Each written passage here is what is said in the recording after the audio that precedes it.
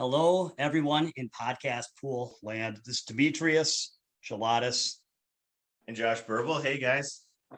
Yes, we're kicking it off, man. We're kicking it off. These things are tough to get going. We are coming from a different location because my mysterious carbon monoxide alarm, I don't have the right battery. The thing's chirping. So we're coming from the dungeon downstairs to get away from the 30-second chirp. So hopefully we won't hear that in the background. But with that out of the way, all the important stuff out of the way, what's on our docket today, Josh? We've got a listener question. Yep. And then we've got something that's been on your mind and mine in different ways. And it was interesting that we was kind of weighing on both of us with. Yeah, it's funny. It converged where I either texted you or called you or left you a memo or something on the subject. And you're like, yeah, I was going to talk about that same thing. Or yeah, it was on my mind too. And it was funny because I didn't even realize it was the same subject until anyway, what we're going to talk about is fake trying. Yes, fake trying. Josh coined that phrase and I'm latching on. I like that phrase. And then finally, we're going to talk about a little something that Josh and I have brewing for the we'll just near future. Future. Yeah. So, listener question. All right. Is there anything else? I should probably plug my boot camp. So I 3-day pool. I do pool training, boot camp style. So regardless of your location, most of my students fly in anyway. So I happen to be in Minnesota, but you can come from anywhere. If you're serious about taking your game to the next level, look me up on mnpoolbootcamp.com, short for minnesotapoolbootcamp.com. You can learn a little bit more about what I do. Basically, you fly in, and then we get on a table for 3 days. And it's intense. It's intense. It's transformative. And if you're a good player and you want to, maybe you've been stuck for a few years and you haven't seen a lot of improvement, or maybe you're about to put a few years of hard work in and you're about to get serious about the game. Either way, shoot me an email, shoot me a call. Again, mnpoolbootcamp.com. All right, listener question. I got a really cool listener question, Josh. I didn't even tell you what it was, so you're totally unprepared for this. That's fine. Send it. He says, this is this. He says, I found myself at the pool hall yesterday. I don't get too many chances to play these days. Imagine how sick it was coming to the pool hall and not finding any inspiration to actually play. If you haven't done anything on this, I'd be interested to hear what you recommend, because when I get 3 hours of table time, I don't want to waste them. So basically just like what happens when you're like, you finally got your time to play, you've carved out like a little bit of time to go practice, you get there and you're just like, can't really find the desire to get into it. What are your thoughts? Put you on the spot here. No, I got you. Yeah, it's funny because well, I'd say you make your plan ahead of time.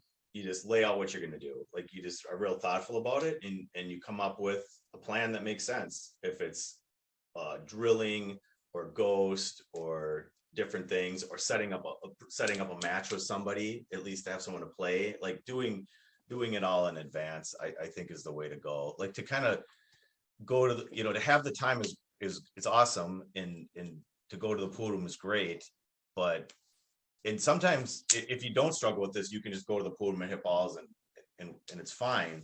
But I think having a plan is the answer. When you say having a plan, give me an example. Like if I had 3 hours to play and it was important to me that time was used valuably, I would try to figure out with my game, what does my game need in that 3 hours? What's the best benefit I can have? If I have a table at my house, like, okay, so I had a table at my house before I sold it, but when I would go to the pool room, when I went to a pool room, it was because I needed to play in front of people and I need to get out of my own element and I need to not be stuck shithouse rat practicing in my garage. And so I realized that in order to get the most out of it, sometimes it was just enough to go hit balls and hit balls on the front table in front of people walking and barking and wolfing and shit. And that was good for me to be out doing that. But sometimes it would be like, no, I specifically need to play someone and have someone fire at me, and I need to fight and I need to scratch and claw. So I would set it up, So I would just think, where am I at in my game and what do I need in this 3 hours at this trip? And then I would try to make that happen. If I need competition, I'd have to set up somebody to play. And if I needed to do work on something with my stroke or my drills or drill, I would do drills around whatever area it is, if it's cue ball, if it's stroke, if it's whatever. I don't know. No, I don't disagree. I think that there's a lot of things you can do, but at the same time, there are going to be times when you don't feel like it. And so it's, I think the answer is like you do everything you can to maximize the number of times you feel like it and to be as effective as you can with your time. But then you also know that, I mean, I don't know, like you look at guys like Fedor or Gorst or something, it's like you think every time he picked up his cue, he always felt like it. I mean, a lot of these guys, and I mean, you go to Derby, for example, you play match after match, day after day, you don't always feel like it. It's at some point, it's kind of like a job. Like, if you're going to be a professional, it's like, no, but it's like, really, you kind of have to look at it like you don't always feel like going to work in the morning.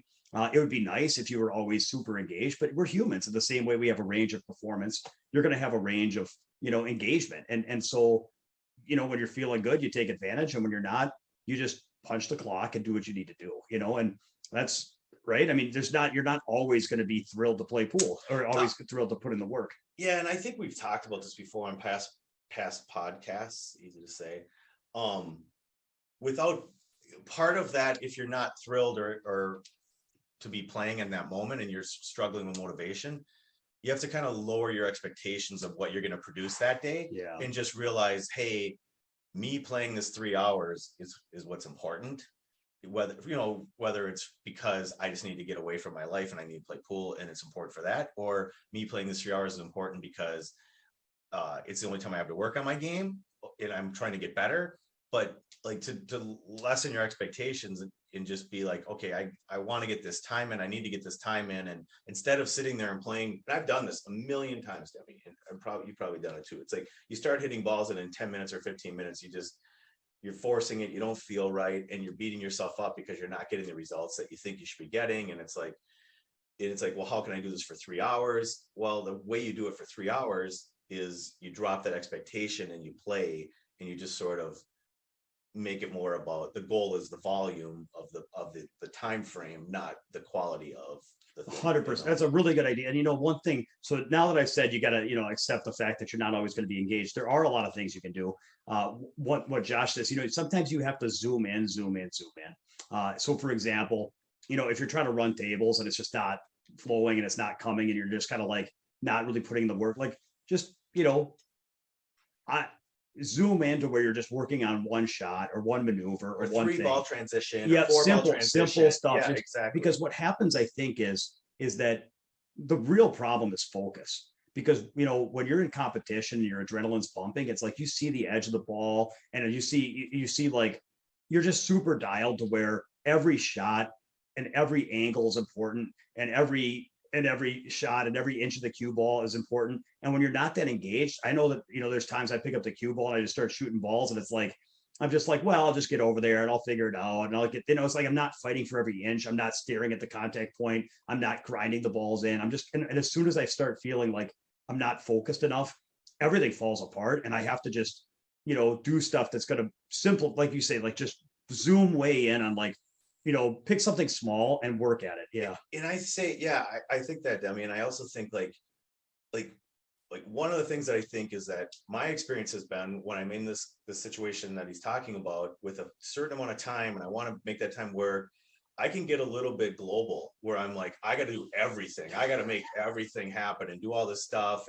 And I, sometimes you put out too many balls on the table. Like we've talked about this too. It's like, I think the best, like one of the things I do when I'm feeling frustrated is when you're saying simple, like I actually simplify it. I do 3-ball transitions or 4-ball transitions, or I do 2-ball transitions. It's like, I simplify the drill. Like, and we've talked about this before. It's like there's a saying, and I forget who said it. It's like, I pity the man who wants to run 100 balls, who envisions a 100-ball run and can't make the first ball or something. It's like, it's like you want to run 100, but it's like, sometimes you just have to try to just make one ball and see where it goes, Yeah. And then, yeah.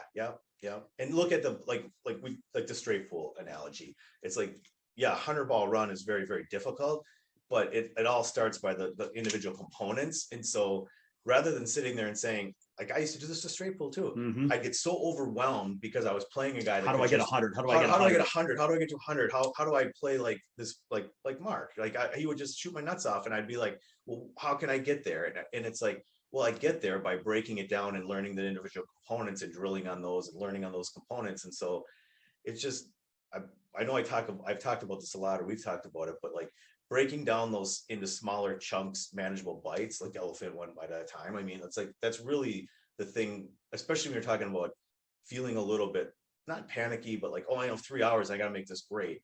It's like it doesn't have to be great. It just has to be hard work and learning for 3 hours. Yeah, and so like for example, if you were wanting to play straight pool and you were struggling, what you could do is set up a break ball and then put like put two, 3 balls on the table and just work on picking a key ball, making 2 open balls, pivoting off the key ball and getting on the break ball, and just do that from different spots and try to get interested and absorbed in the small. That's the thing, is you got to be interested in the small details. You can't be like, okay, so that's one big deal.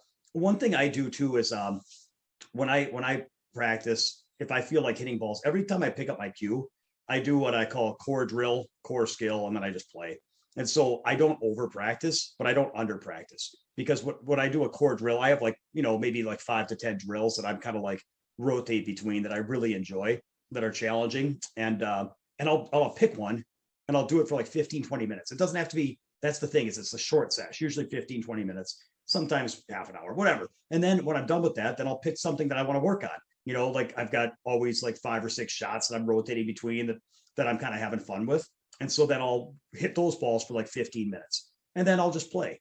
So it's like that way, but I do it every time I play. It's like half an hour to 45 minutes. Every time I play, I've got like a 30 to 40 minutes of like really kind of grindy stuff that's like hard stuff. And then after that, then I get to play because I've earned it. Like I've earned the right to go ahead and play. Like I don't just rack up the balls and start playing.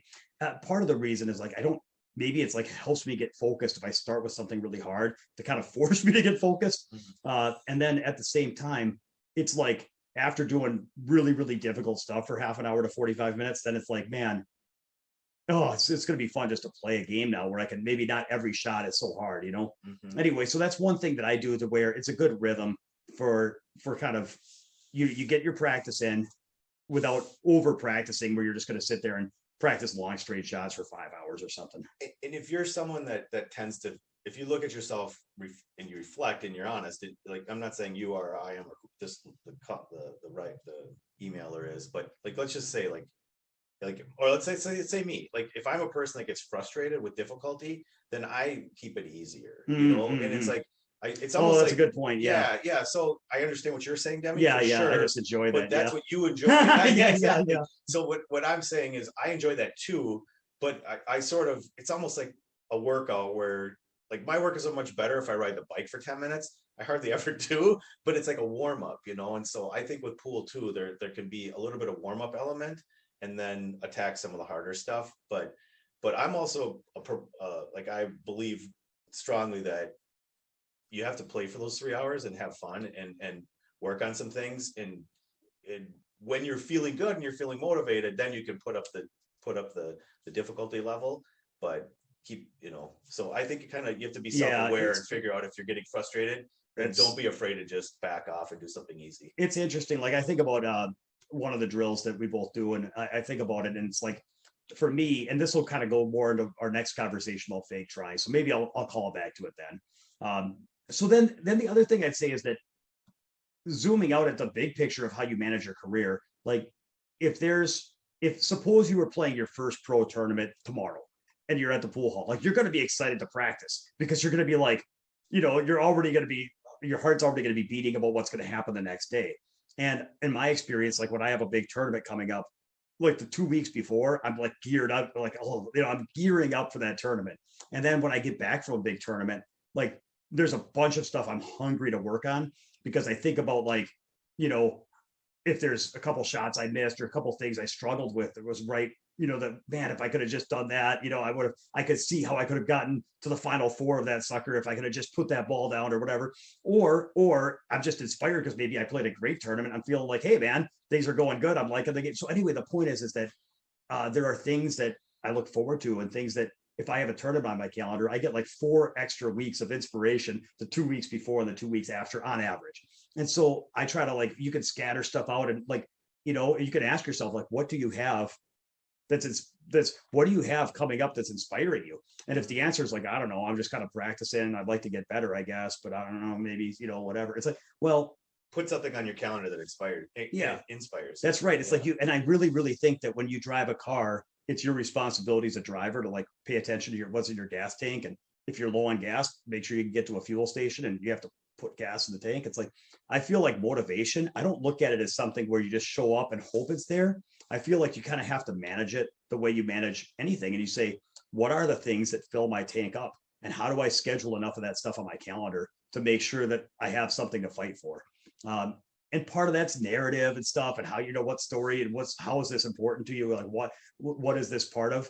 Because if you don't have anything coming up that's you have like the kindling, the short kindling, like the newspaper that lights on fire quick, and then you have the big logs. And I feel like you need every fuel source possible. So you have to have some narrative about why you're playing and why it's important to you, but you also have to have small stuff coming up and stuff that you just played and people pushing you. And so find as many fuel sources as you can, figure out like what are the times you felt inspired and how do you schedule as many of those things as you can and space them out to where you give yourself the maximum chance, and then have a plan. And so those are my thoughts. It's like, from the big picture, try to make sure you have some fuel sources to keep you going, and then have a plan, manage through it, zoom in, keep it simple, build from there, and then understand it's not always going to be perfect, but if you do those things, you're going to be better than if you didn't do those things. Mm-hmm. So, and I would say like the fuel source down, like this is what I'm going through right now, is my fuel source is down the road so far. Like I'm playing pool and I'm hitting balls and it's like I get a bump when I play you. Like I knew like Demi and I played for like 8-9 hours already today, and it's like I'm looking forward to it. So I went and practiced the 2 days before because I just knew that I got to be ready to play for 9 hours and hold up my end of the bargain and everything like that. But I'm saying like my overall like career plans with pool or whatever you want to call them, they're down the road. So it's like I play and hit balls, and my motivation or my fuel is like down the road someday. I might not want to. I might want to play someday down the road. So I need to play now and I need to focus and I need to try hard and I need to work on my game still, because someday I might play. Do you know what I'm saying? Like, so if you're like, I know a lot of your students or people that email you, they talk about, well, I'm busy with work and I have all these things and I can't get, you know what I'm saying? So to me, they fit in a similar category, maybe, where if they looked at it and said, well, someday I know it's not gonna be like this forever and I do want to play. So if I get this, if this guy, I'm not saying this guy that's emailing is writing and saying I only play 3 hours a week. I've heard all this from you and your students. I'm saying, it's okay if you only have an hour or 2 or 3 a week and you have kids, family, all these distractions, all these things going on, because someday it's not going to be like that. That's a huge point. And it's like, to know that there are pool. I actually learned this from, it might've been Mark Peterson was talking about how, because wasn't he like a pro golf coach? Yeah, he talked about this, yeah. And this has been really helpful. He said to me that instructor, that he isn't always, like the top players aren't always engaged, but what they do is that they have peaks and valleys of engagement, but that they time it, and that they time it really well so that they're engaged when they need to be. And I know that I'm the same way. I go through periods where fortunately, I find that when I get in competition, like it brings stuff out for me that I don't have on the practice table. I just wish I could, but for some reason, I can't maintain that same level of intensity when I'm practicing that I have when I'm in competition. And so part of that is discouraging, because 95% of my time on the table is practicing versus competition. So I wish that I could just do that. But instead, I just have to understand that, hey, instead of getting frustrated that I can't do it all the time, let's be grateful that it happens sometimes, and know that even if this is not the part. It's like my dad was a rock climber. It's almost like he'd go rock climb 2 times a year or 3 times a year, where you got to go and take these trips and go up to these big mountain ranges and rock climb. And the rest of the time he was in the gym doing pull-ups. And, it's like, that's not the fun part, but you don't get to do the rock climb if you don't do the pull-ups. Yeah. And so I don't know. I think, and even what Josh is saying about, it's kind of a narrative too, of saying, hey, I don't have to see a huge payoff right now. I just have to know that if I'm putting in a few hours here and there, it'll add up so that when the clouds part and the seasons change and I have opportunities, I'll be ready to take advantage of them. Mhm. Yeah. It's cool.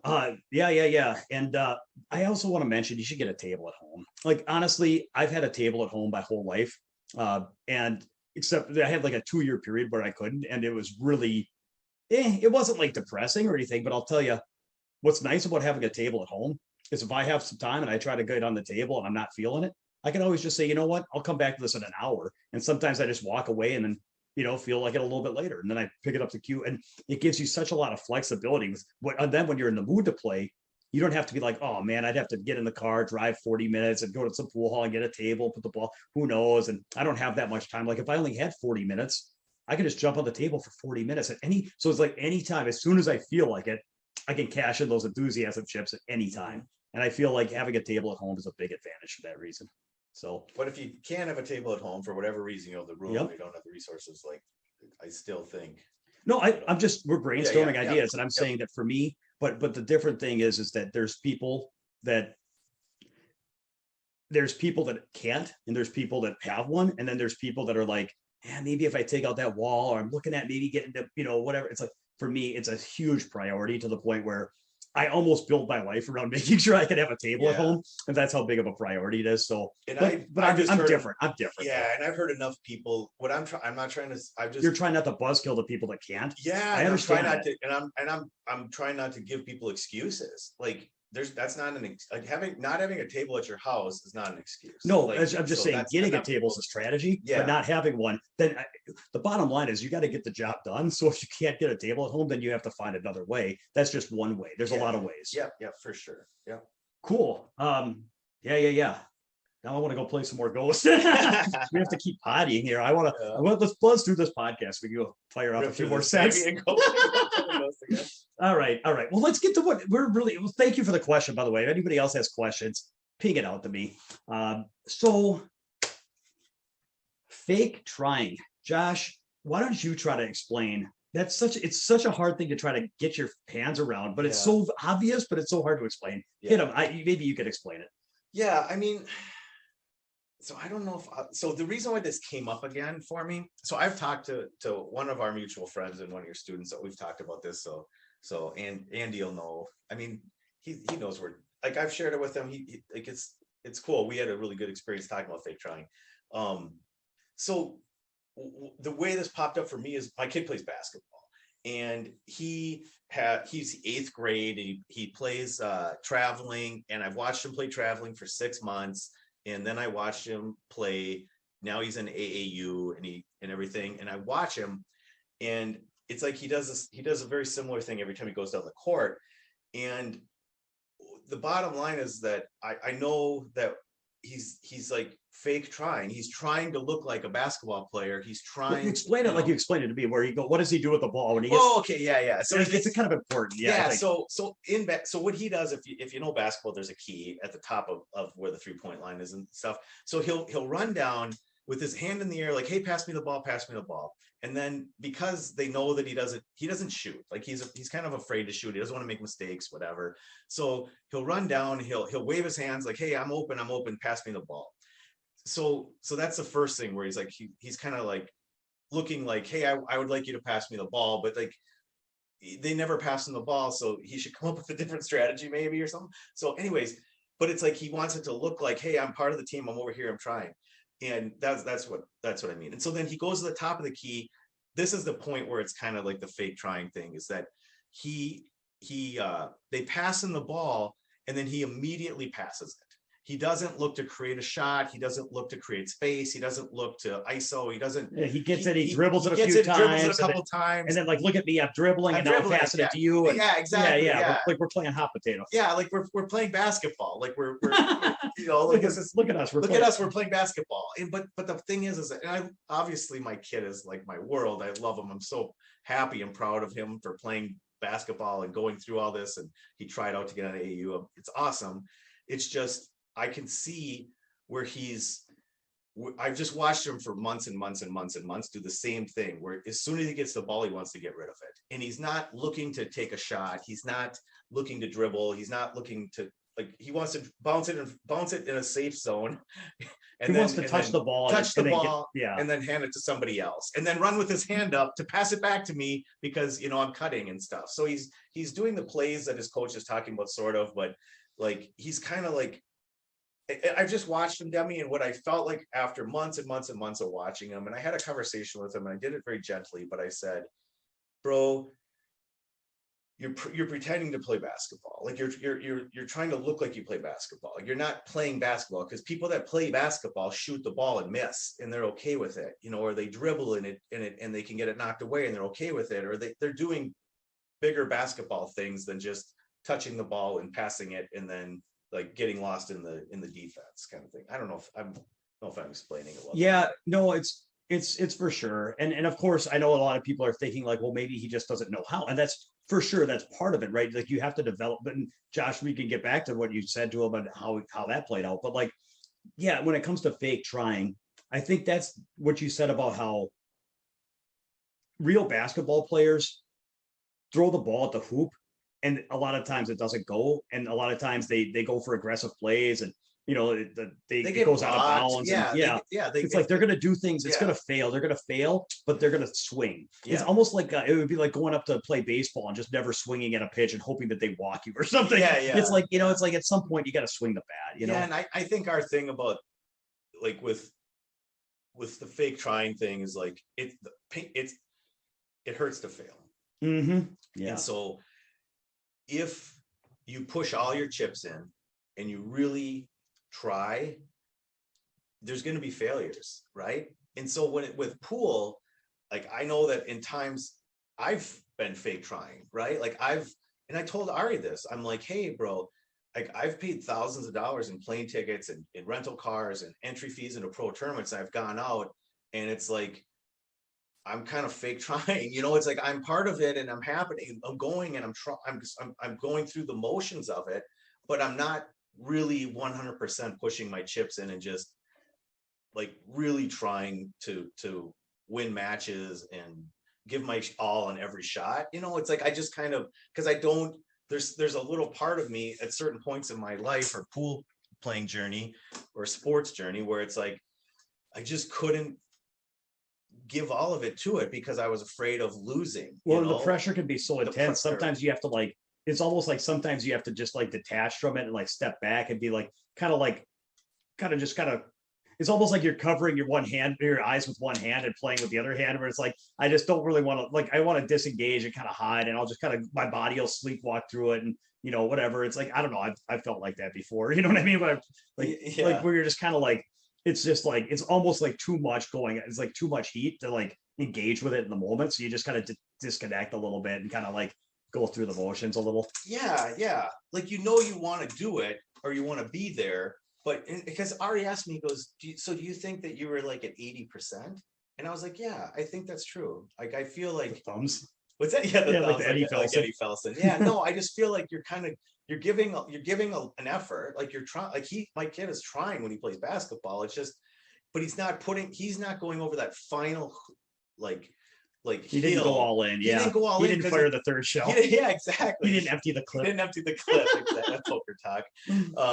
No, he didn't. Yeah, he just, because he's not shooting and missing and just continually trying to, to do that. And with me, with pool at certain points or whatever it was, maybe golf or other things, it's like, I could see, or like fake trying too is like when you're playing pool and you're kind of floating down and you're kind of like acting like you're looking at the angle, but you're not really trying to hit that spot, because hitting that spot's a lot of work. And what if I don't hit that spot? Then what does that mean about me as a person? Like, I can't execute, like, my cue ball's junk. Like, there's certain things, like, if you really, really, really try to do these things, it can become overwhelming. So it's like, if you just sort of act like you're trying to do that, then you can kind of, so I'll tell you what, and by the way, just to close this loop on the basketball, Josh did talk to him then about like, hey, what, of course, what skills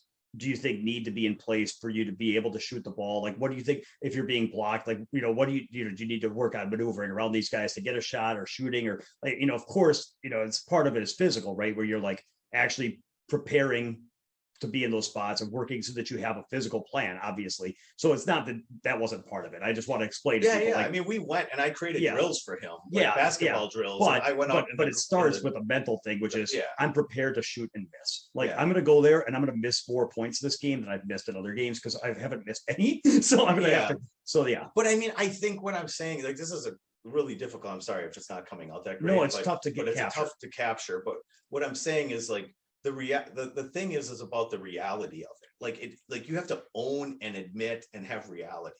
And so if my kid has played, dozens and dozens and dozens of basketball games and he doesn't pull the trigger and he dribbles and passes and his whole team is pissed off at him and I can see it and people are yelling from the bench, shoot. It's like I'm watching from the outside and I see the reality of it. And so what I'm trying to help my son learn is let's talk about the reality of what's going on here. And then let's come up with a plan with how to develop and how to make this to where you're really trying and you're really, being able to handle the ups and downs of it and all that. So then I want to take a shot at explaining it too, because when I play with Josh, so Josh, you're a monster player.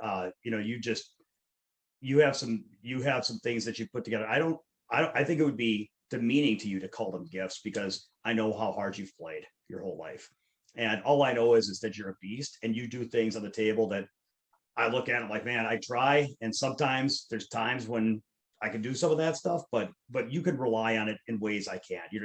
Josh shot his pocketing and striking is really, really clean. And I've wrestled, I've wrestled with some of the stuff that Josh makes look really routine. And so that's the point is he makes it look really easy. So I remember maybe it was a year ago, I was practicing and I was getting frustrated because I'm like, man, something's wrong because I just can't, like, he gets up and just strikes these balls and they go in so effortlessly and cleanly. And for some reason, I can't find ways to certain shots and certain angles where those shots give me trouble. And I always have to kind of like get off the ball twice and, grind them in and then hope that they go. And so I always felt like there was something wrong, whether it was fundamentally or just something about something I was doing wrong. And I was talking to Josh about it one day and you're like, I grind those in that's all I do is grind. Like all I do is try to get up there and grind those balls in. And like, you're like, I think you told me something like, hey, half the time, like, I don't like, those are hard shots. I don't always know if I can make them. I just get up there and stare at the contact point and I just try really, really, really, really hard and send it towards the hole. And then sometimes they go in and sometimes they, go in streaks, but like, you're not up there like this is effortless, ha ha ha, they're just floating in from everywhere, I can't miss. You're not just like you're up there working your ass off. That's what you told me is you're working your ass off. And so then it was really cool for me because I'm like, okay. And so the point is that you can't try to become a player that's good enough that the player doesn't have to try. It's almost like there's two different things. There's trying really, really, really hard. And then there's not wanting to try hard. And then there's wanting to try to become a player that doesn't have to try hard. Like I'm going to work on my fundamentals to where those things are just effortless. And I'm going to work on my technique and I'm going to work on my aiming systems and I'm going to work on my pre-shot and I'm going to work on all these things. And maybe if I try really, really hard, I can turn myself into a player where the game's just easy and I don't have to try that hard. Mm-hmm. And it's like, it's really weird, but it's like, I feel like you have to in pool, it's always going to be really, really tough. And so you have to just get up there and be ready to take on really, really, really tough on every shot, as opposed to trying to find a shortcut where you could just, become a player where it's easy. Mm-hmm. Does that make any sense? No, I gotcha. Yeah. Yeah. I think where people get trapped is that they think, well, that's the zone. Like when you're in the zone, then it's easy, right? Yeah, yeah. Like, so what's the magic? Like, how do I get in the zone all the time? Like, how am I just always in the zone? Or how do I get in the zone more? And it's like, yeah. I so think, when I've gotten in the zone, and I'm interested to hear your thoughts on this, when I've gotten in the zone, it's because I'm trying so hard on every shot that it just becomes a rhythm of me trying extremely hard to where I don't notice it anymore. Yeah. But it's not ever something where I just like, freewheel around the table and everything just rains in. It's just sometimes I just get working so hard that I'm like, I fight for one ball and then it's like my whole universe, and I fight for the next ball and it's my whole universe, and all of a sudden I look up and it's an hour later and I just ran a bunch of balls. You know what I mean? Yeah. But it's not ever like I just get up there and I'm like, everything's easy, ha ha ha. Yeah. I don't know, I don't ever really feel that way. Yeah. I think that the game is a grindy. And I think that through that one ball at a time grind, you can get into a rhythm or a zone or like a sweet spot. Like we were playing today, and Yeah. like I'm grinding. I'm grinding on every single shot. But then I also felt kind of flowy at certain times, Sure. even though we're playing scotch doubles and stuff. Like you left me a shot, and I'm like, well, this is a hanger dummy. Don't worry about it. Like, and I just nail it because but you're feeling confident and you're in a rhythm, and so things are going good. But it's like you get there by grinding every ball until it becomes a rhythm, and you feel confident that you're grinding the balls in, and you feel clean. It's like but it's not. It's always tremendous amounts of focus and energy. Yeah, every shot. And it's so fleeting. Like you'll lose it as soon as you let go or try to think it's going to come easy. And like I know that like when I was playing a lot before, I was trying to build up a game that was like you're describing. And that's exactly what I was trying to do, Demi. I was like, I thought I could volume my way to where I'll use all of my gifts, quote unquote, and I'll build this juggernaut game to where it's easy, it comes easy. Like it's just going to be an exhibition every time I play. And so funny. Like everybody listening and me, everyone's just like, anybody that's not laughing right now, it's just so funny to think about that. Yeah. It's so like it's all of our desires. That's all of us deep down.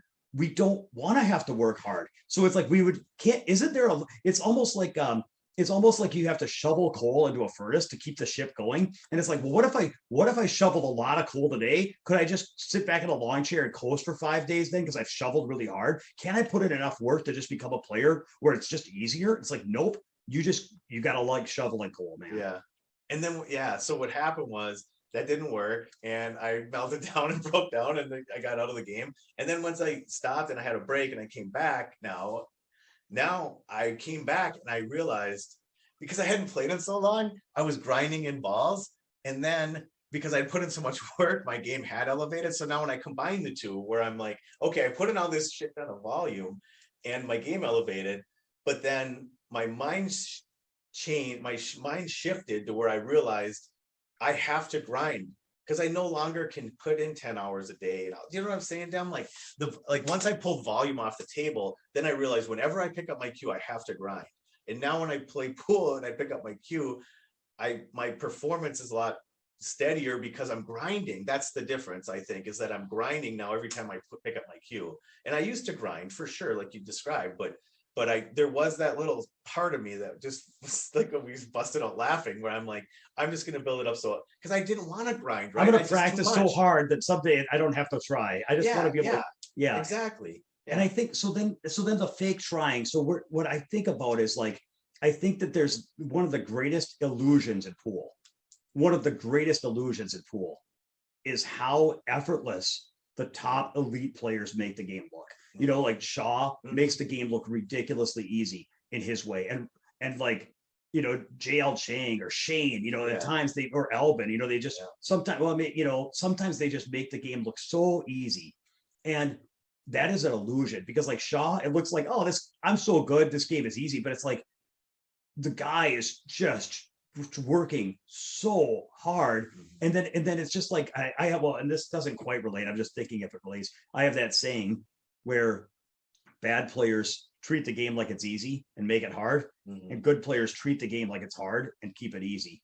And I feel like they respect the game, and they respect how tough the game is, and they get up there and they've practiced their whole life and developed their gifts to the level where they almost could freewheel around and play pretty good. But that's not what they're doing. They're getting up there and like working as hard as, when Jason ran 7-14, he wasn't just like, oh, this is easy, big pockets, I can shoot any ball. No, he's up there like fighting for every angle, fighting for every break. And he does it quickly, and he does it with rhythm, and he does it with confidence. So I'm not saying you can't be confident. I'm not saying you can't be rhythmic. I'm not saying you can't flow. I'm just saying you have to work. And so if people watch the top pros and get the illusion that like they're good enough that where the game just flows for them, it's like, yeah, they're working really, really hard. They're not up, but if a player sees that, they're like, I just want to become a player where I can just flow around. They just want the part where they flow around and everything's easy. Mm-hmm. And so like when we think about the players we've talked about that like quote unquote fake try, I think of players that are up there trying to like duplicate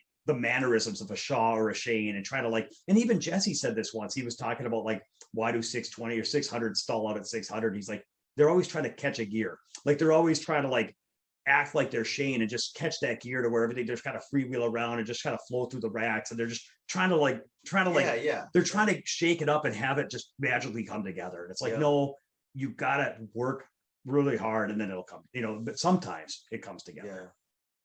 Yeah. And I think even like fake trying can come in on like your overall meta strategy for pool too. Like, because I could sit there and say, well, like, I'll speak for myself. Yeah. Like if I was at points in my playing, like I could say, okay, let's say I tell my wife, I want to play pool. I want to play like a lot of pool. I want to play professional tournaments and everything like that. Well, I could say, go out to my garage and play an hour or two and then act like that's not going to get me to where you know what I'm saying? Like I knew that when I was playing to get to where I wanted to be, I needed to play a lot of pool, like hours and hours and hours of pool to get to where I want to be. And I just feel like I could have a tendency to like act like I was trying to get better. Do you know what I'm saying? Like really, if I look in the mirror and the mirror says you need a lot more effort than you're putting in, but I don't really want to put in that effort, so then I call it fake trying, but maybe I'm just deluding myself and saying, I'm putting in enough work, or something like that, Demi, where it's like I'm putting in enough work, so it looks like I'm putting in work, so that do you know what I'm saying, Dem? Yeah, you're talking about the overall game management, like the career management side. And it doesn't, not even if you're playing pool professionally or something, but if you want to get better, whatever the amount is or whatever your things that you need to do to get better, I think that people can have a tendency to find reasons and excuses, and they can practice and play and then sort of say, well, look at how much I practice and play and I'm not getting better. And to me, that's in that sort of fake trying category, because it's like, if you're not being, do you know what I'm saying? I told this story once, but it was like 2 years ago. It just sticks in my mind. I was walking downstairs with a plate. I had a plate of dinner in one hand, and I had a drink in the other hand. And I got to the door was at the bottom of the stairs. The door was closed, and I had to open this door. And I wasn't really paying attention, because you're just like, well, I was already kind of thinking about what I was going to watch, what pool match I was going to watch, whatever. So I get to the door and I start fumbling around trying to open the door, but I've got a plate of food in one hand and a drink in the other. And so I wasn't really aware of what was going on. But first I was like seeing if I could like get the doorknob to turn. It was a doorknob. And then I like tried to put 2 fingers of the hand that was holding the glass. And then I realized I could turn it with 2 fingers, but then the only way to turn it would be to empty the glass. And so then I was like, and all of a sudden after a few seconds, it might've been 10 seconds, it might've been 30 seconds, but after a few seconds, I came to the present and I stopped being distracted by what I was going to do once I sat down in the other room. And I realized that I was standing by this door, fumbling around like an idiot. And I'm like, wait a second. This is a door. Like, this doesn't have to stop me. Like, I have the tools to open this door. And I set the drink down and open the door, and I'm like, ta-da. And I think I always remember that, because I'm like, there's times when you're fumbling around with stuff like, well, maybe if I tried practicing this for 20 minutes or hit those shots for an hour, maybe that would help. But then it's like, it's almost like, well, let's try that. Or maybe I can hit this a few times, or maybe I'll work on that till I make it a few times. And now I feel like I just made it a few times. That's good. But it's like, wait a second. I feel like sometimes we're just fumbling around at the door. And it's like, what if we, and there's a good litmus test. I like this test.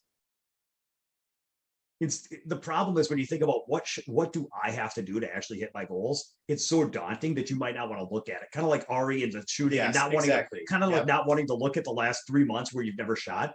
It's really hard. Sometimes it's really easy to just murk up the waters and not really be accountable and not really look at what's going on, Yeah. how what you're doing is actually working or not working. So instead of it's because the problem is if you ask yourself, what do I need to do to hit my goals? If the answer might be one that's so daunting that you'd just rather not answer. So here's a hack on this one. Ask yourself, if somebody else played identically to you and they came to you and paid you as a coach and said, I'm struggling with this, what do I need to do to get better? What would you tell them to do? Because somehow if you're not the one that actually has to do it, if you're just like, well, you should, goddamn do this and this and this, and they'd be like, son of a gun, that's what I should do. So that's a way I could trick. That's sometimes I trick myself in that way. Yeah. I just that's awesome. I think what I'm trying to say, or what I'd like to say, Demi, though, too, is to be clear. How do you get to where you can actually be honest with yourself about what needs to happen without beating yourself up, without whipping yourself, without being too negative? Like, how to do it? Like, that's the trick. That's the thing. That's what I'm trying to, and as a father with my 13-year-old, that's what I'm trying to teach him. It's like, how do I teach him to be honest? After a game, he'll come in and be like, oh, the refs, or oh, the coach doesn't give me playing time. That's what it came down to, no playing time, right? And I'm like, well, you'll get playing time when you go out there and you die a little on that court. Like, if you put in your effort, you will get playing time. If you actually try, like if you really try, and I explained it to him, we had a good conversation about it.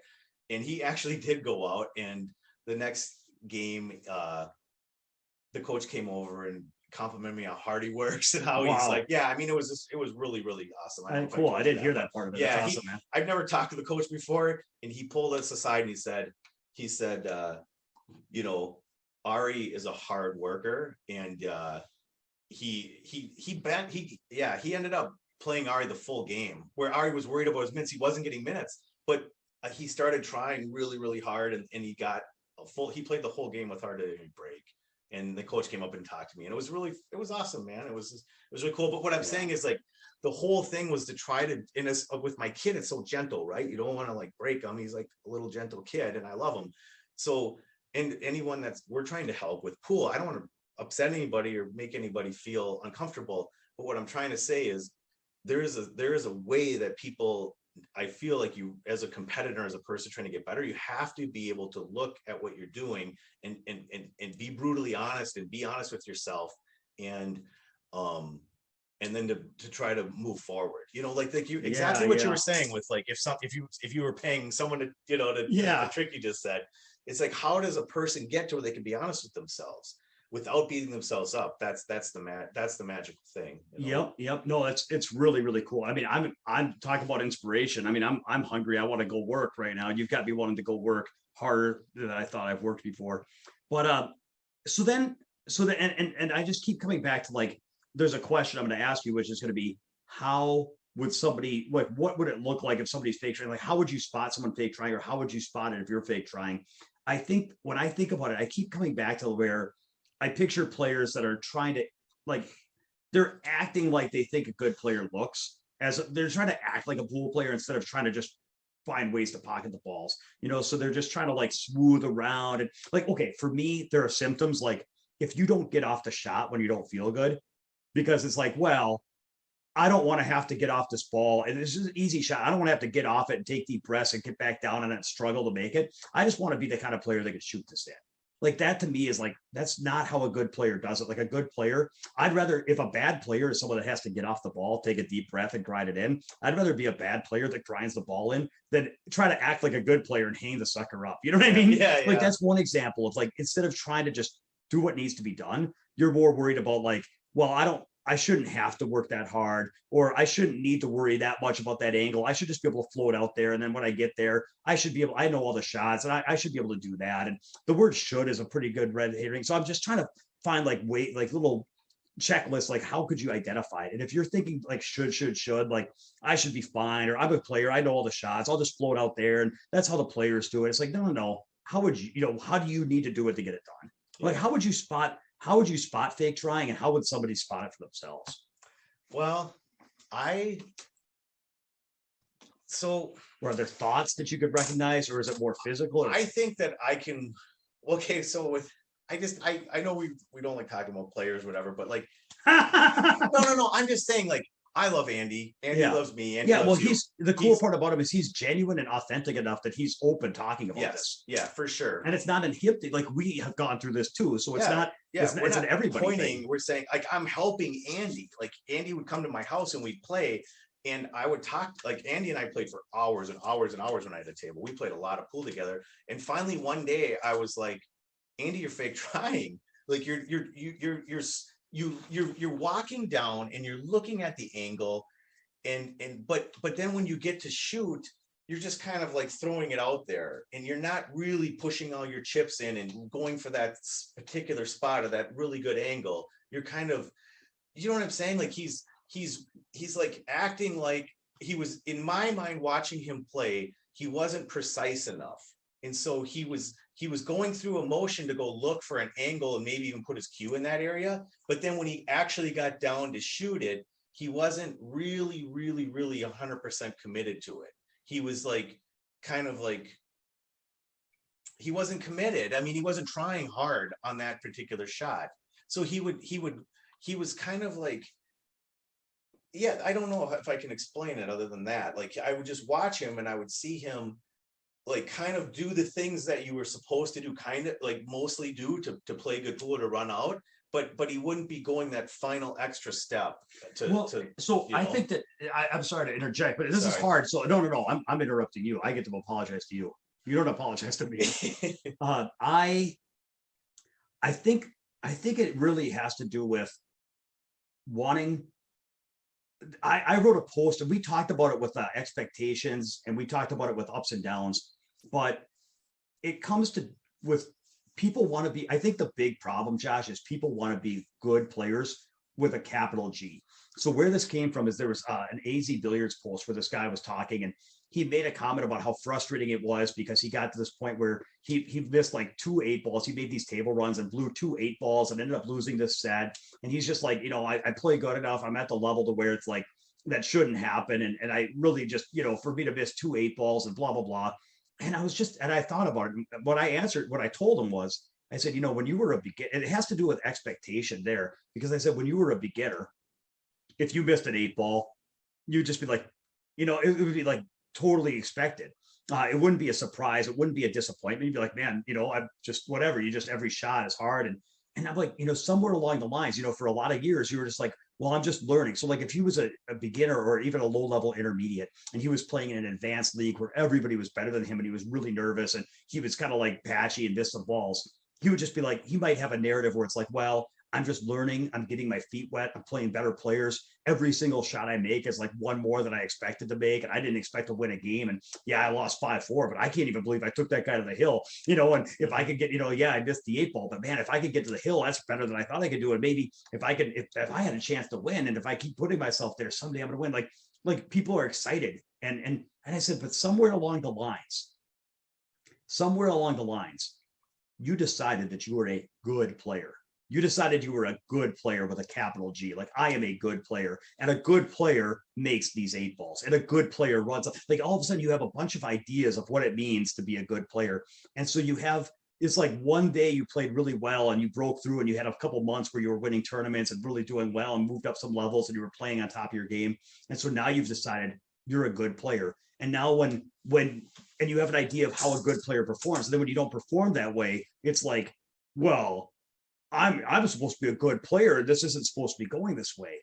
And it's like frustrating, right? Does that make any sense? It's kind of like, it's all about expectation, right? Yeah. And so the thing is, I think that a lot of players have promoted themselves to where they're good players, or they want to be good players. And that kind of goes, maybe I'm kind of circling around because I'm trying to capture it, but like, I really feel like, they a good player, the game comes easy and they just run open tables. And, I mean, maybe once in a while they have to come with a hard shot in the one, but then the rest of it should just kind of be easy because it's expectation. I think there's an expectation that that they're good and that the game should be easy. So I, where I have this mentality where maybe it's not the right words. I don't necessarily think that I'm a bad player, but I guess I would rather look at myself as a bad player trying hard to be less bad, as opposed to trying to think of myself as a good player. Because once I start thinking I'm a good player, like expectations creep in, and I'd rather just be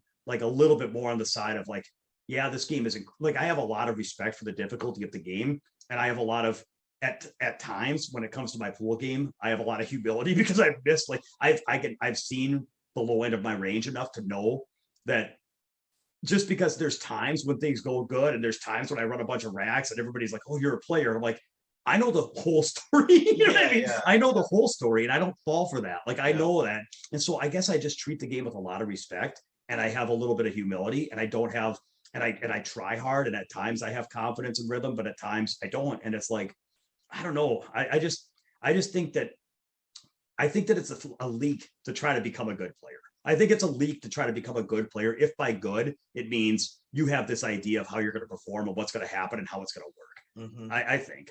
Yeah. I mean, and this is a totally different conversation, but it's like, what's the difference between confidence versus expectations? Yeah. And it's like, there's a very, very funny question that I've wrestled with a lot, because confidence can be a good thing. Expectations are not the best. Yeah. And it's a really weird balance. But anyway, I guess the reason I bring all this up is because from the standpoint of saying, what are some signs that you might be fake trying?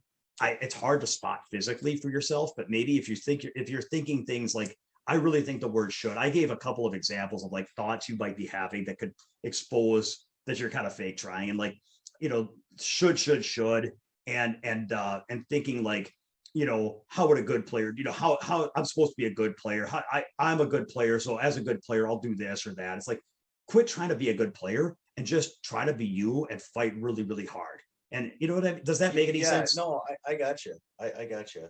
I hear you. That makes a lot of sense. I think one more thing I'd add that might help someone or might not. Like for me, Demi, I know that I'm kind of fake trying when I feel wobbly physically, my pyramid, like that I stand on. If I'm down to shoot, Demi, and I feel like I'm swaying or moving and I'm not locked in and like on the shot and locked in where I'm planted, I guess what I'm saying is like, if I go to the pool room and I'm like, I'm just going to go throw the balls out, hit balls and do all this stuff and, whatever, draw the ball around and hit hard shots and look like a player. It's like eventually what happens is I'm not centered. When I'm grinding, I'm centered. I'm planted. I'm like a solid pyramid. And it might sound weird, but like I can feel myself swaying and moving in the shot. And if I'm still trying to shoot the balls in when I'm doing that, then I'm acting like I'm playing pool. I'm not playing pool, because if I was really playing pool, I would be solid in the shot and not swaying. Like I would take the time to put that extra effort in to set. It's almost like getting off the ball. It's the same thing. Yep. It's like, it's the same thing. It's just the physical feeling that I have playing.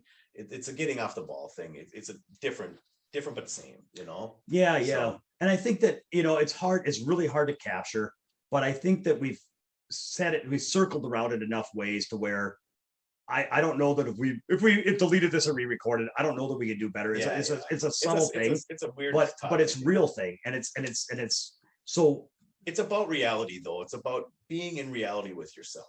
Yeah. Just to put a bow on my kid, when I told him that, he knew exactly what I was saying. I mean, he knew exactly. He did not get. He's a very, like he can get defensive at times when I'm trying to help him, and I feel like I said it very loving with him. But when I brought up this fake trying thing, because of the way he was doing his plays and running his plays and playing basketball, he knew immediately. It was kind of like I called him out on it after 6 months of watching it, and he knew immediately that he did it, like that he was doing that.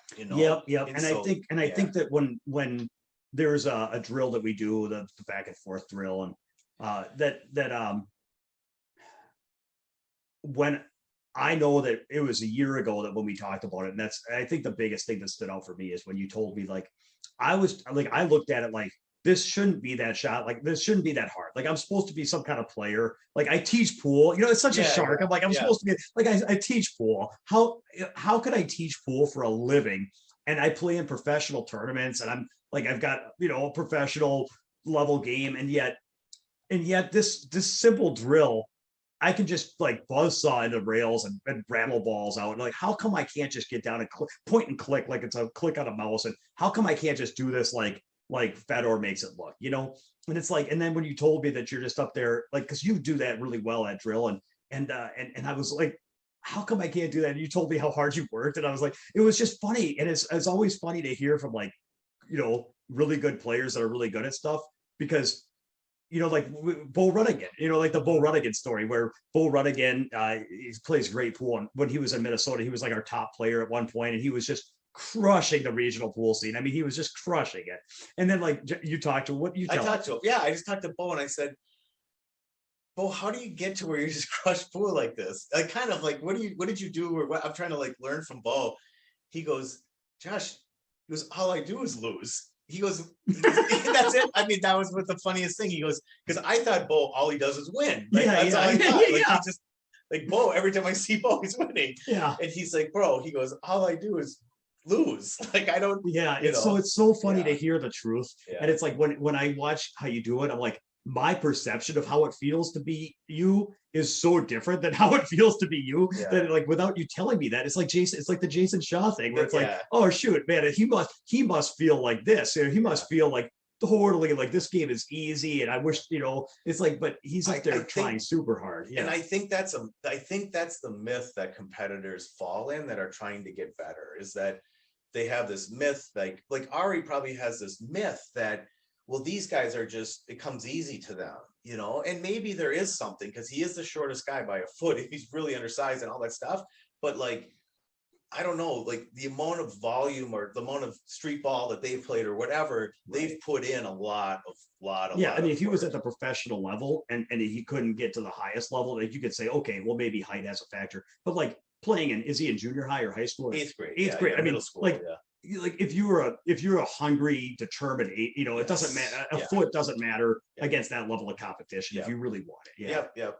And I can see it from the outside. And I'm trying to help him with that, without like using my huge claws and smashing. No, you handled it like a boss. I'm trying. You handled it like a boss. But yeah, so that's it, man. It's like it's just getting reality based, and I think like a lot of what we talk about is reality, trying to get reality based. Yeah. Because when you're out of reality, you get discouraged and you can't put in the work that you need because you know what I'm saying? Like your motivation goes down. Expectations. That's all about expectations are all about, a false idea of how you are going to, how you should perform versus how you actually perform. Yeah. And it's like, it's all like everything that comes from my whole mental game approach for me is all based on being very, very, very connected with what the truth is and what not clouding things up with desires and delusions. Yeah. Cool. No, that was awesome, man. I hope that I got something out of talking to you. So if you all didn't get something out of that, then or whatever, maybe you already do all that. So good for you guys. Okay. So this is so let's shift to the future, Josh. Let's talk about the future.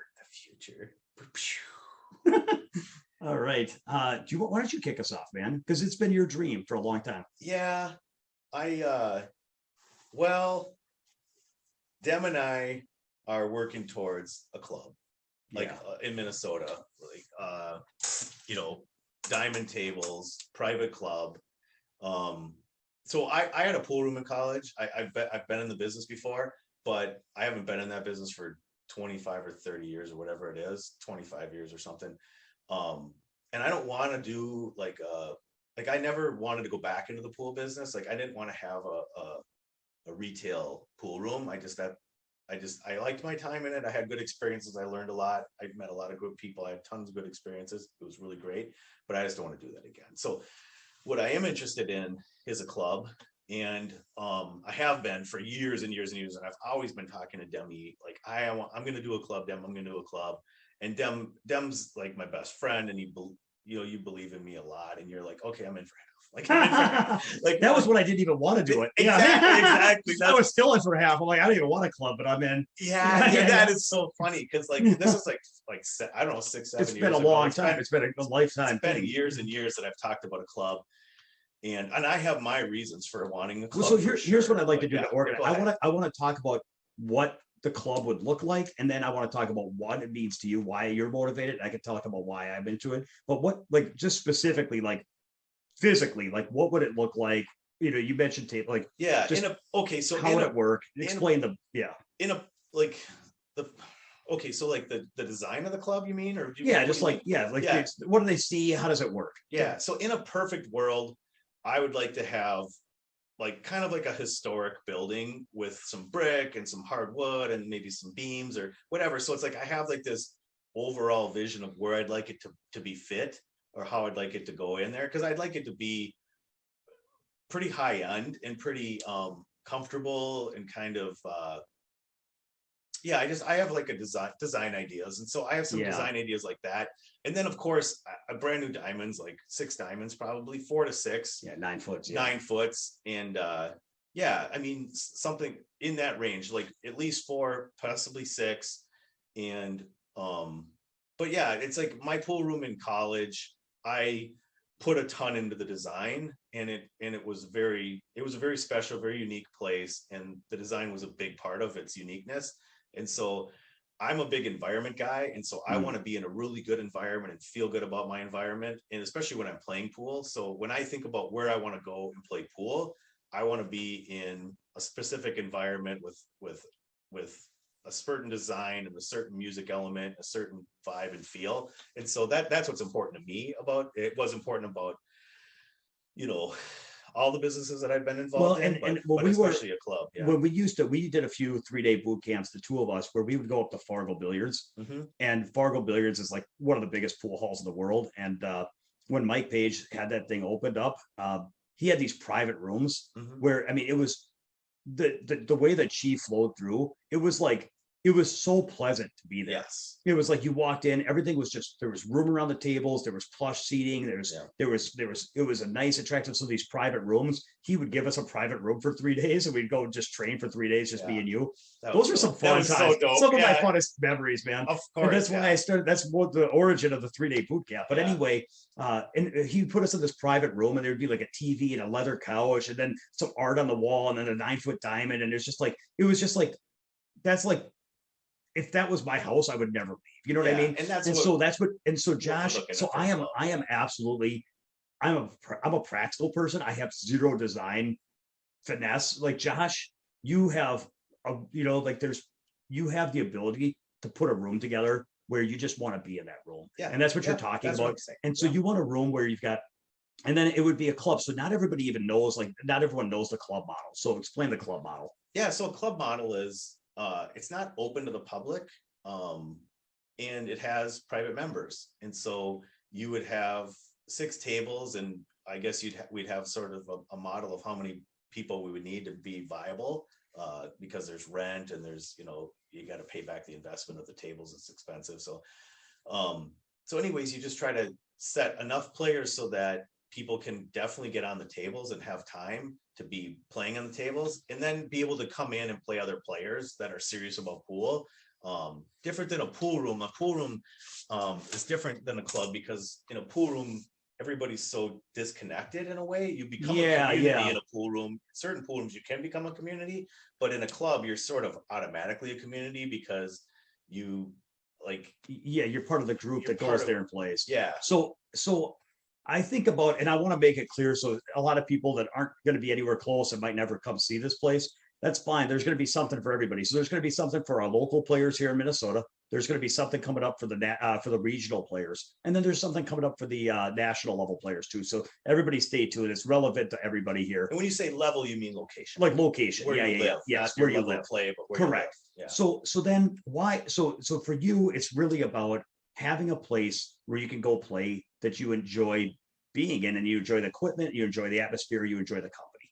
Exactly. That's exactly it, for sure. Yeah. Like I want to go with, I want to go play where the equipment is near perfect and maintained and set up really, really well. And I want to go where it's available. Like if there's 6 tables, there's going to be a table available. And I want to go where there's like-minded people that are trying to get better at pool and that enjoy the game of pool and have a passion for pool and that, just like to play the game and yeah. So the way that this ties for local players, of course, is that if you're a local player to the Twin Cities, stay tuned because maybe you'd be a fit.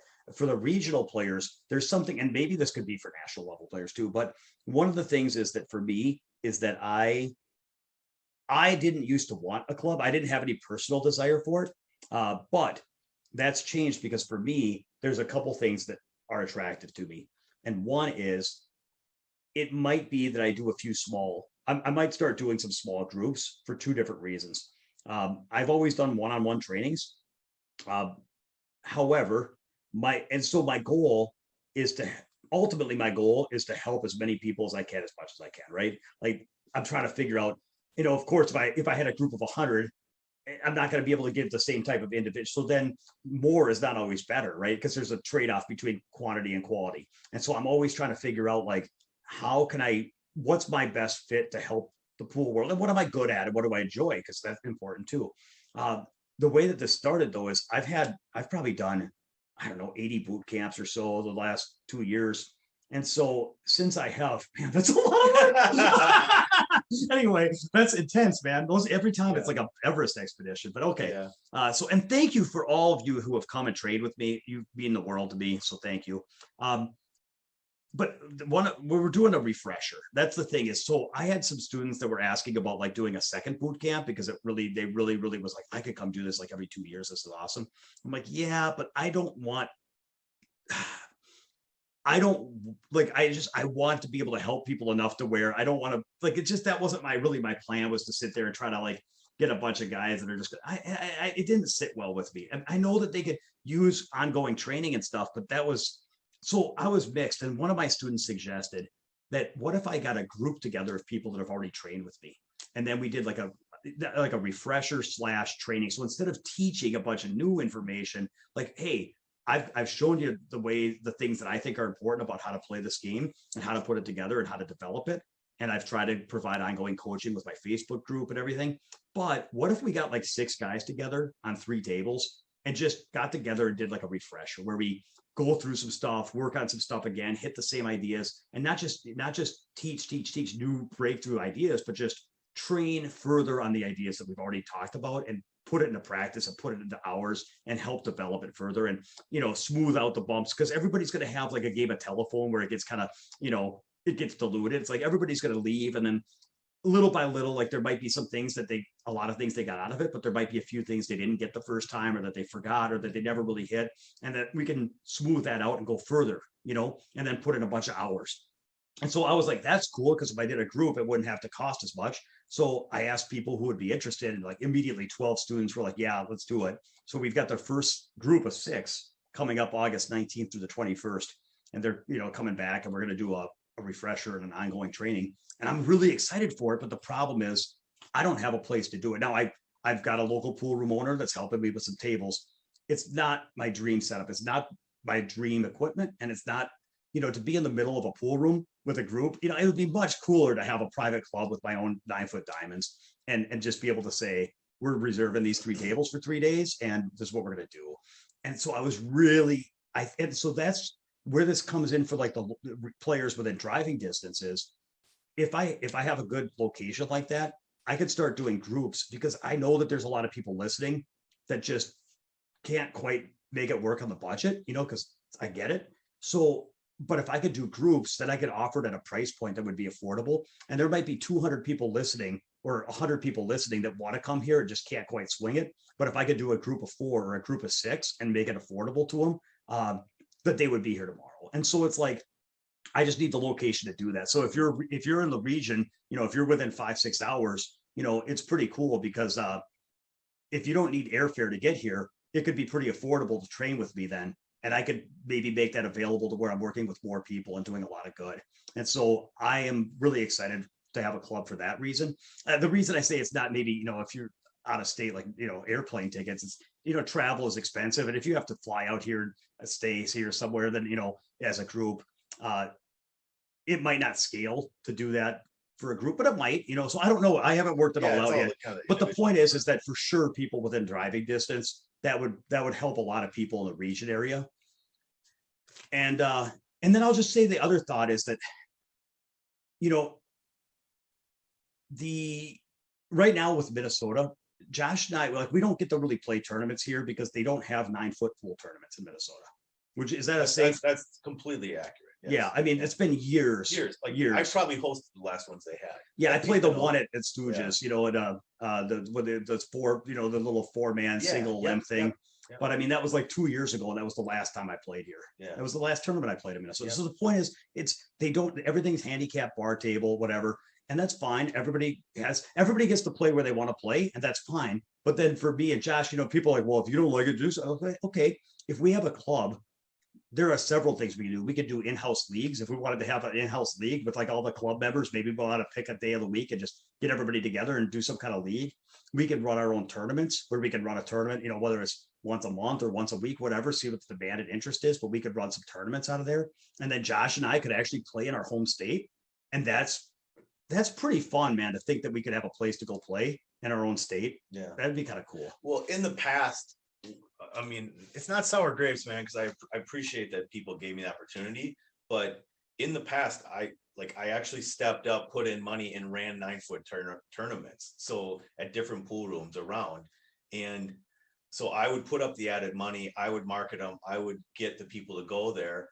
And I just did it as to generate a tournament for myself to play in, honestly, locally, and to kind of do a give back because, pool's been like the biggest thing in my life to help me get to where I can actually have some money to put into these things.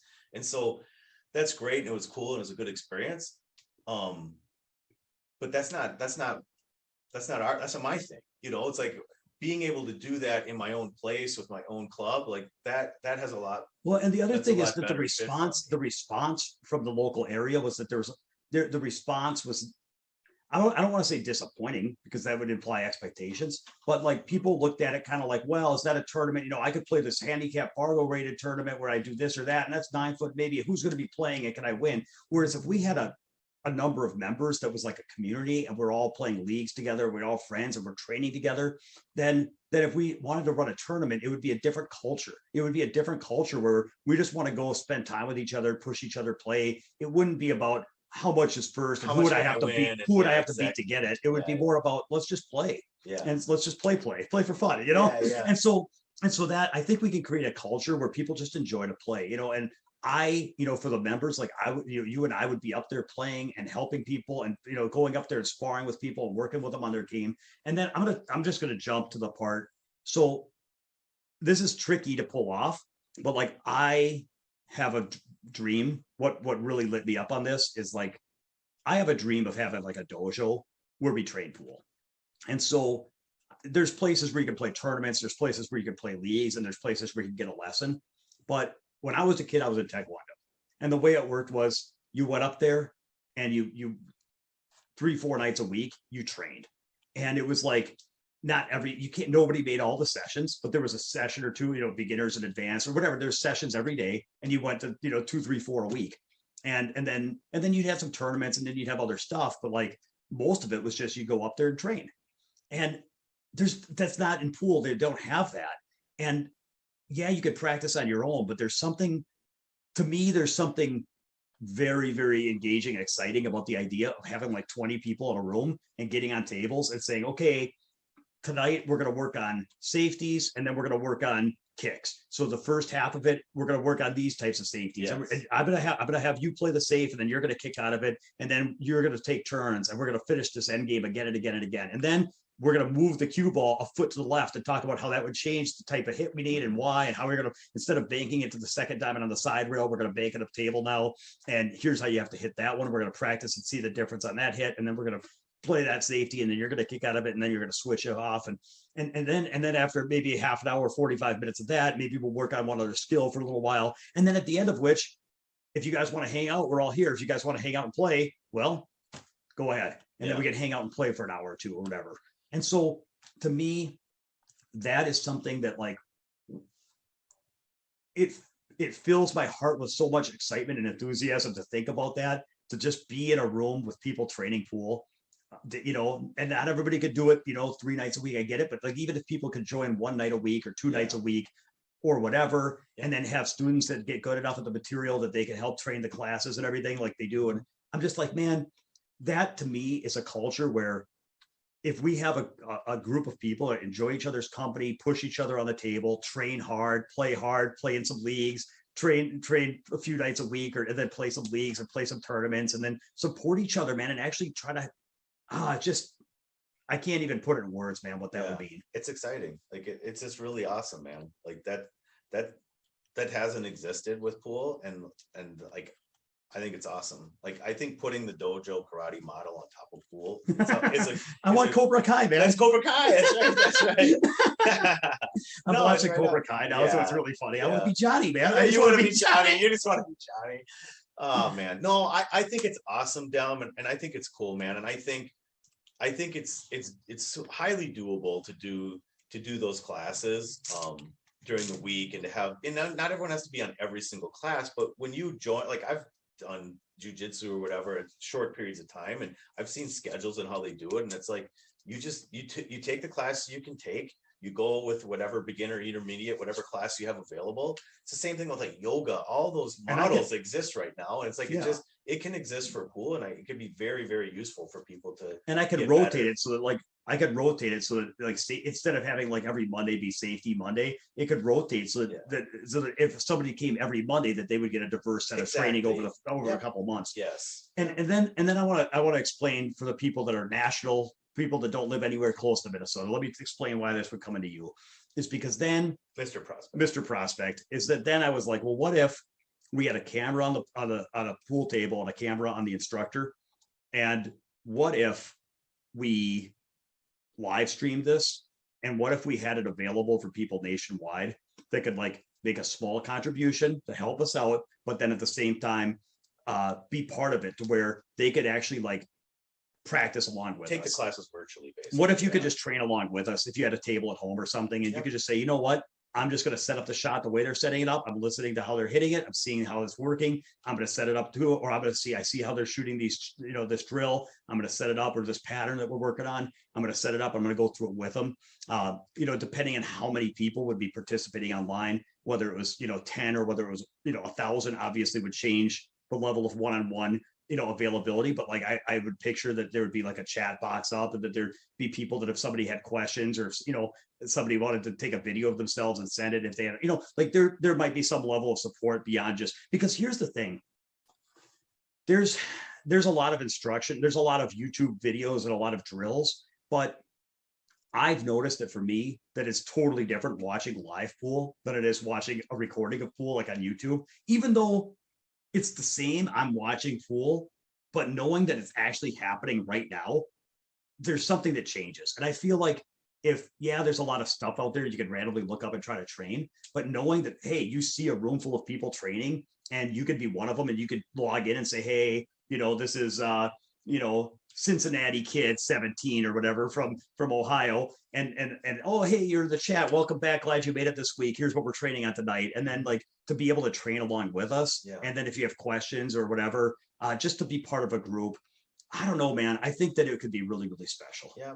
And I think live, there's a benefit too, Demi, because a lot of times when you see the stuff online, the YouTube, we've talked about this before, it's sort of cherry picked, right? So if you're watching a live version of what the drill is, you're going to see the shots that work and the shots that don't work, and the shots maybe how people are struggling or not struggling with it. And it's a lot more, it's less, it can land with you a little bit deeper. And there's some good stuff. I mean, Neil Spann has some good content and some good drills, but like, it's different than being part of a group. And I guess what I'm saying is you could be part of a community, a virtual community, or part of our community that like is training with us, you know, and that's, you know, we're going to do this. And so anybody that wants to be part of it, you know, I think we won't know until it runs how it feels, but I feel like I I anticipate that it could feel different to be part of our group training along with us, Yeah. as opposed to Google searching videos or YouTube Watching, searching videos. alone alone in your basement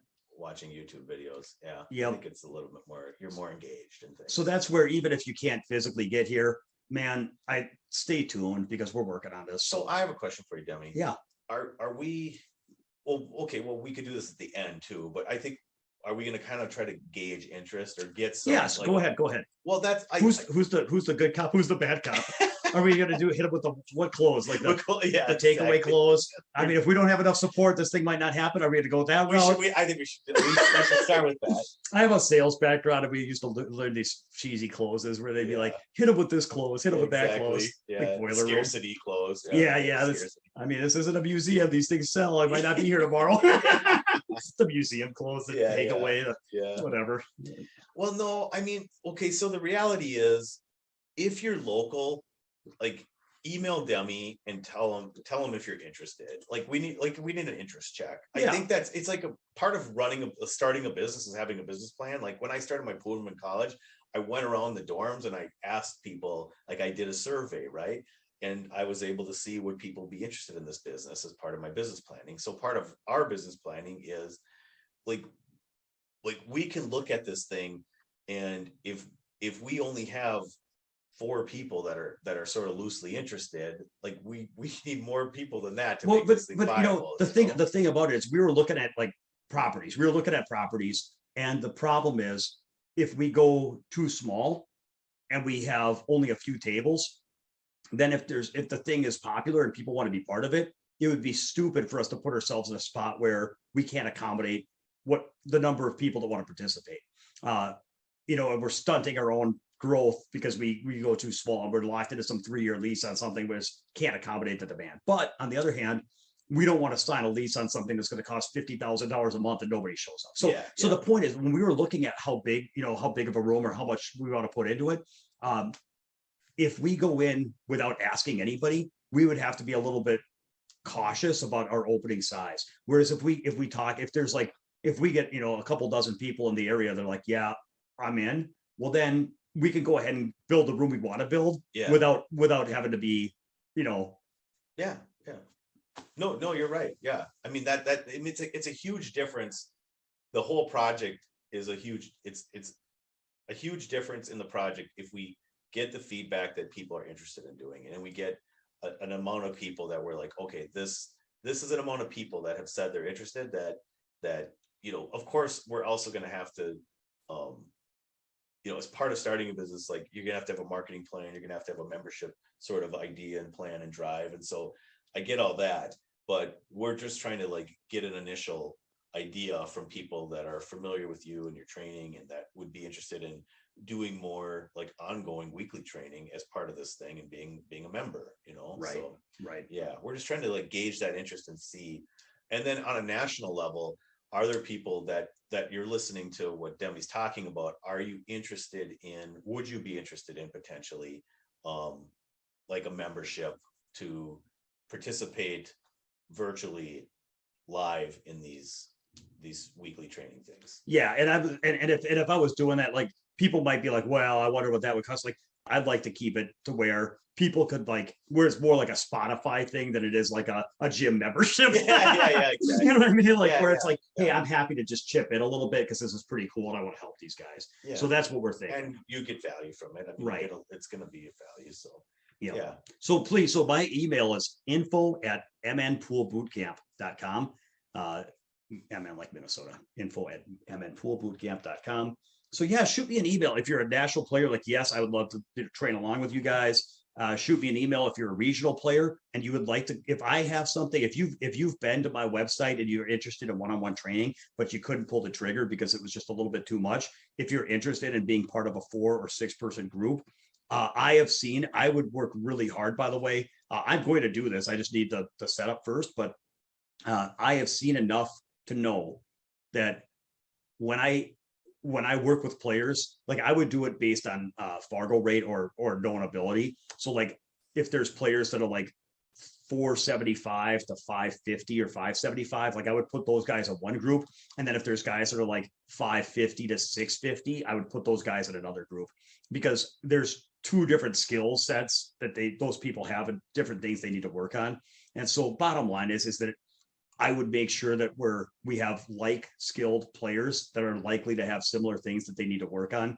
And I know I've seen enough repetition over my 80 boot camps here to know that 80% of what one 540 needs to work on, another 540. Now there's always some individual stuff. And you know what though, with 3 days, you get time to work on individual stuff too, so I'm confident that I could do this. And I'm just trying to figure out if there's players that are in the region or even nationally that would say, hey, I don't know that I can swing the 3-day one-on-one, but man, if the cost got knocked down to where it was a part of a group thing, I'm in on that. So let me know, info@MN Pool Bootcamp. So I want to hear from people that want to be part of the virtual training, want to hear people that might be interested in doing a group thing with me. And then I want to hear from people that are maybe interested in being a member on the local level.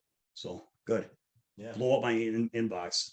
Yeah. Make me regret this. No, that's awesome. All right, Josh. Well, I look forward to hearing from y'all, and thanks for tuning in. And thanks, special thanks to those who have reached out to me and listener questions and boot campers. And I wish I could meet. I hope to meet every one of you. So, all right.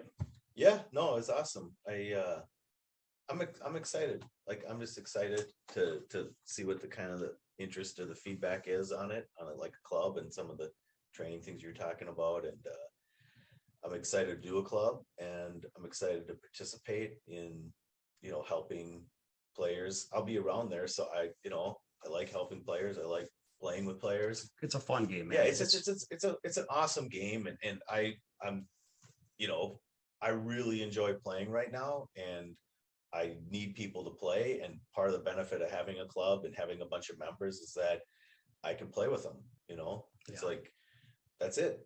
I'm just looking forward to having people to play with, because I go to a pool room now and there's like no one to play with hardly for me. And it's the best game in the world, and it's fun to share it. So. And I want to be with like-minded people, so it's really, really exciting. And we'll be interested to see if we get kind of response you get. So yeah, sounds good. Well, we'll catch all you in the future, and in the future. All right, take care.